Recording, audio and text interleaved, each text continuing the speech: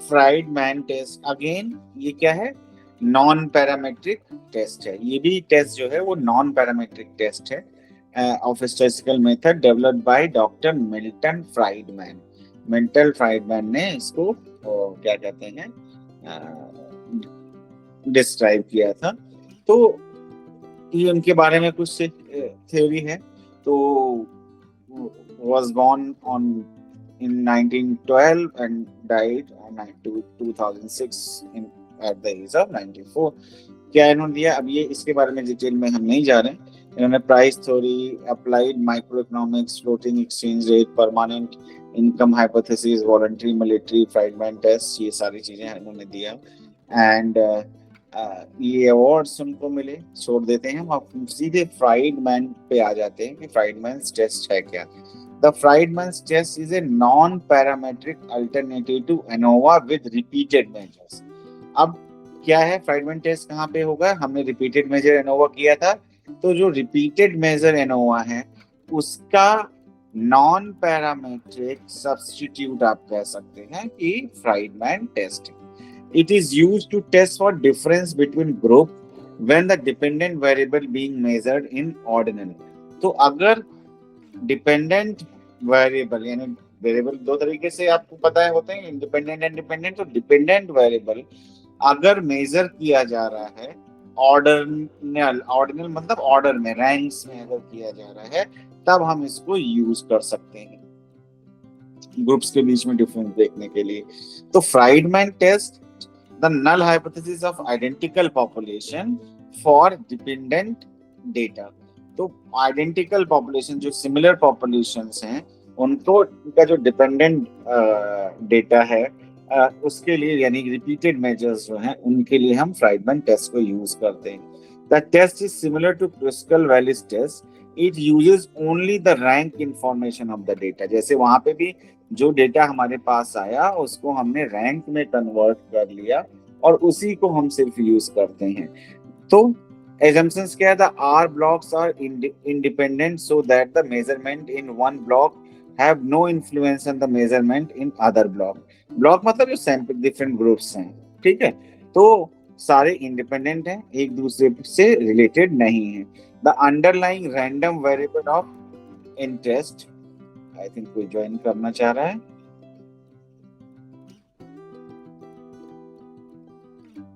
नहीं?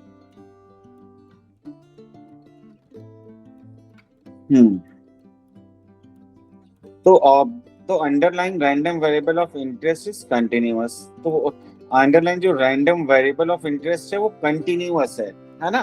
तो कंटिन्यूअस का मतलब जैसे लास्ट वाले टेस्ट में क्रुस्कल वैलिस में था, तो उसी तरीके से यहाँ पे भी जो टेस्ट, जो स्कोर्स आ रहे हैं, प्रोटीन की वैल्यू आ रही थी, तो कंटिन्यूअस वैल्यू, उसको हम रैंक में कन्वर्ट कर। तो कंटिन्यूअस अंडरलाइन वेरिएबल होना, मतलब डेटा होना चाहिए हमारे पास।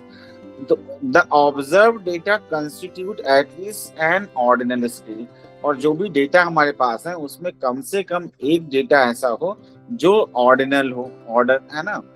And measurement within each of our blocks, हर एक ब्लॉक में एक ऑर्डिनल डेटा होना चाहिए। There is no interaction between the M block and the K treatment level. So जितने भी ब्लॉक्स हैं और उनके ट्रीटमेंट्स हैं, यानी जो उनके, तो उनके बीच में कोई इंटरेक्शन नहीं होना चाहिए। मतलब तो कहने का मतलब सीधा सा है कि कोई डिपेंडेंसी एक सैंपल की, एक ग्रुप की दूसरे पे नहीं होनी चाहिए।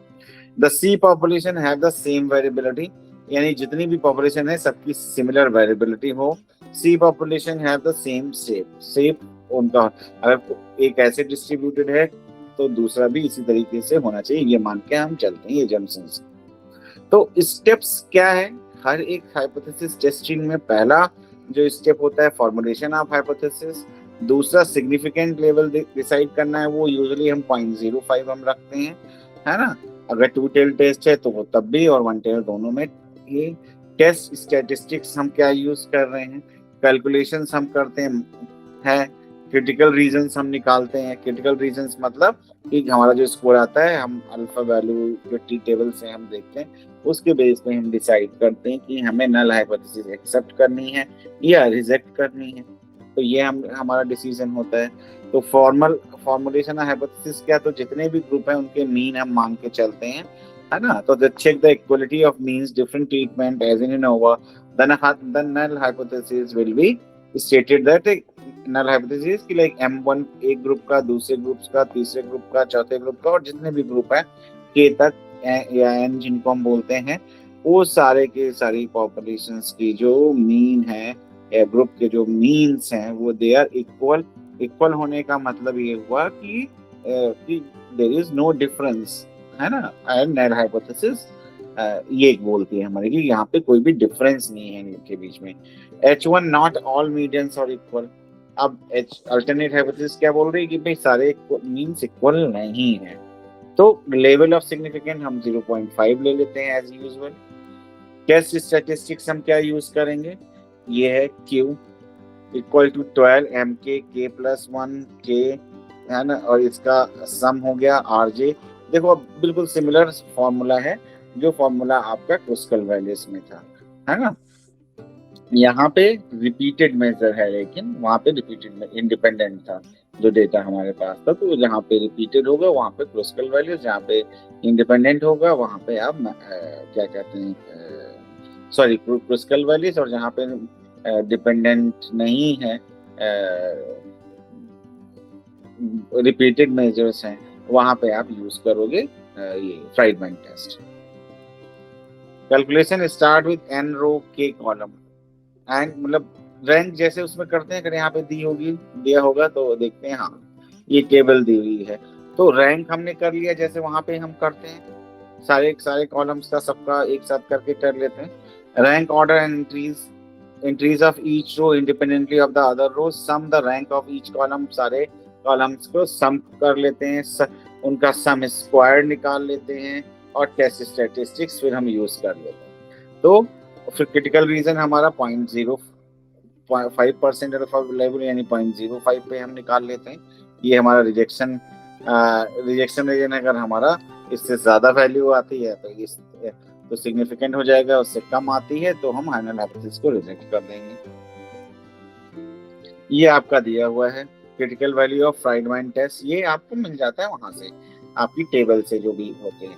तो जो भी n है उस n के ऊपर आप यहाँ पे देख लेते हैं कि कितना स्कोर है। अब जैसे K3 K4 K5 यानी कि कितने ग्रुप्स हैं हमारे पास, जैसे K3 3 ग्रुप्स हैं सपोज, और क्रिटिकल वैल्यू हमारी मान लिया कि 8 है, तो हमारी वैल्यू कितना आ गई 1% यानी 0.001 पे वैल्यू आएगी 9, एंड 0.005 पे वैल्यू आएगी 6.25। तो अगर इससे ज्यादा है तो या कम है, ये चेक करके हम अपना डिसीजन लेते हैं कि हमें नल हाइपोथेसिस एक्सेप्ट करनी है या रिजेक्ट करनी है, ये हम डिसाइड करते हैं। ठीक है, तो the value of Q is less than the critical value, then we will not reject H0, यानी जो भी वैल्यू आपकी आई है अगर वो क्या कहते हैं क्रिटिकल वैल्यू, यानी कि सपोज जैसे मैंने बोला था 8 पे ये 9 है, 0.01 पे ये 6.25, अब सपोज 6.25 से कम है वैल्यू हमारी, तो हम नल हाइपोथेसिस क्या करेंगे, एक्सेप्ट कर लेंगे। अगर ज्यादा है तो रिजेक्ट कर देंगे, यानी कि Q value is less than the critical value, then will not reject H0, हम एक्सेप्ट कर लेंगे। उससे बड़ी वैल्यू आती है तो हम रिजेक्ट कर देंगे, अल्टरनेट हाइपोथेसिस को हम एक्सेप्ट कर लेंगे। ठीक है, तो ये इस तरीके से हम यहाँ पे करते हैं। एग्जाम्पल देख लेते हैं एक हम यहाँ पे, the manager of nationally known real estate agency has just completed a training session on appraisal for the 3 newly hired agents. To evaluate the effectiveness of his training, the manager wishes to determine whether there is any difference in the appraised value placed on the houses by these 3 different individuals. A sample of 12 houses is selected by the manager, and each agent is assigned the task of placing an appraised value on the 12 houses. The results are summarized as follows. क्या है, house है 12 house है, agent 1 agent 2 agent 3 के scores हैं, है ना, ये तीनों स्पोर्ट्स हैं। और यहाँ पे हमने क्या दिया है, अल्फा वैल्यू हमने डाल दी कि 0.005 पे हमें चेक करना है। अब हमें इन ये जितने भी नंबर ये वैल्यूज हैं इनको हम रैंक करेंगे, है ना। टोटल हमारे पास 36 हैं तीनों का मिला के। तो formula formulation of hypothesis H1 H alternative hypothesis हमारी क्या बोल रही है, M1 M2 M3 सारे एक इक्वल हैं। H अल्टरनेट क्या बोली, not all medians are equal. Level of significance हमने कितना लिया, 0.005। टेस्ट स्टैटिस्टिक अगेन देखो सेम तरीके से यूज हो रही जो वहां पे थी। तो आप कैलकुलेशन कर लेते हैं। ये देखो इन्होंने दे दिया इसको, क्या क्या दिया, ये रैंक्स दे दिए इन्होंने, है ना। अब ये सम ऑफ ये रैंक्स दी और ये सम ऑफ द रैंक्स इन्होंने यहाँ पे निकाल लिए, ठीक है। तो अब ये रैंक्स निकालने के बाद में उनका सम ऑफ रैंक्स उन्होंने निकाला, ठीक। अब सम ऑफ रैंक्स निकालने के बाद में ये आपका सम ऑफ रैंक्स यहाँ पे आपने रख दिया कि ये 17.5 का स्क्वायर, ये आप जो यहाँ पे डाल रहे हैं, है ना। एंड ये 19.5 35 का स्क्वायर, यानी ये RJ आप निकाल रहे हैं। ये तीनों का स्क्वायर को आपने प्लस कर दिया। एंड 3 - 12, 3 + 1 12 है, तो M हमारा 12 हो गया। 3 × 12, 3 + 1 आपने 3 ग्रुप्स हैं, एजेंट मतलब 3 एजेंट्स हैं, वो कर लिए। तो ये कैलकुलेशन करके आपका 15.29 Q वैल्यू आ गई। अब इस की वैल्यू को हम क्रिटिकल रीजन में देखेंगे, क्या Q वैल्यू हमारी कितनी है। तो critical value at 5% level of significance reject H0 यानी null hypothesis if Q is greater than critical value. तो क्रिटिकल वैल्यू हमारे यहाँ से देखेंगे 12 है, 0.05 पे हम देख रहे हैं, 3 का ग्रुप है तो 6.5 आया हमारा, ये 6.5 वैल्यू आ रही है। हमारी वैल्यू यहाँ पे कितना 15.29। तो हम क्या करेंगे, हमारा कंक्लूजन है कि H0 यानी नल हाइपोथेसिस सही नहीं है ना। तो हमारा जो अल्टरनेट है, क्योंकि स्कोर ज्यादा आ रहा है हमारा क्रिटिकल वैल्यू से, तो हमारी नल हाइपोथेसिस रिजेक्ट हो जाएगी। तो कंक्लूजन क्या हुआ, वी रिजेक्ट H0 यानी null hypothesis as calculated Q is greater than और इक्वल टू Q tabulated यानी Q tab मतलब टेबल से जो हमने लिया। Hence conclude that the appraising ability of 3 agents are not the same, तीनों की सिमिलर नहीं है, ठीक है। ये एग्जाम्पल 2 इसी का दिया हुआ है। तो इसमें क्या है, a water company sought evidences the measure taken to clean up a river were effective. Biological oxygen demand at 12 sites of the river compared before cleaning and 1 month later a year after cleanup. तो अब क्या किया कि जो company थी जो नदी को साफ कर रही है, तो वो अब उसको साफ हो रही है कि नहीं हो रही है, तो उन्होंने उसके लिए क्या किया, बायोलॉजिकल ऑक्सीजन की मतलब मेजर्स लिए। तो एक तो लिया जब क्लीनिंग होनी थी उससे पहले, एक क्लीनिंग होने के 1 मंथ के बाद में, दूसरा क्लीनिंग होने के 1 साल के बाद में उन्होंने 3 सैंपल्स लिए। देख इसी को हम बोलते हैं रिपीटेड मेजर्स, यानी कि एक के साथ में एक ही चीज को आप 3 बार असेस कर रहे हो, यानी रिपीट कर रहे हो असेसमेंट को, तो इसी को हम रिपीटेड मेजर असेसमेंट बोलते हैं। और इस केस में ये पहले 1 month after cleaning up and after 1 year, और हमें ये देखना है क्या रिवर की कंडीशन में कुछ सुधार हुआ है बाय चेकिंग द BOD। तो अब हम इसको सिमिलरली रैंक वो 3 ग्रुप्स हो गए आपके। तो और इसको हम जितना भी डेटा आया है आपने देखो, आप कितना 12 है टोटल, तो हमारा डेटा 12 × 3 36 है टोटल। तो उनको हम रैंक करेंगे डेटा को, और नल हाइपोथेसिस फॉर्मूले क्या करेंगे कि भाई कि there is no effect on BOD, and null alternate hypothesis बोल रही है कि वही इसका इफेक्ट पड़ रहा है। लेवल ऑफ सिग्निफिकेंस हमने 0.05 लिया। टेस्ट स्टैटिस्टिक हमें पता है क्या होती है। कैलकुलेशन हमने यहाँ पे कर लिया कि यहाँ पे हमने उनको ये दे दिए, क्या कहते हैं, मेजर्स, और उसके बाद हम क्या कहते हैं,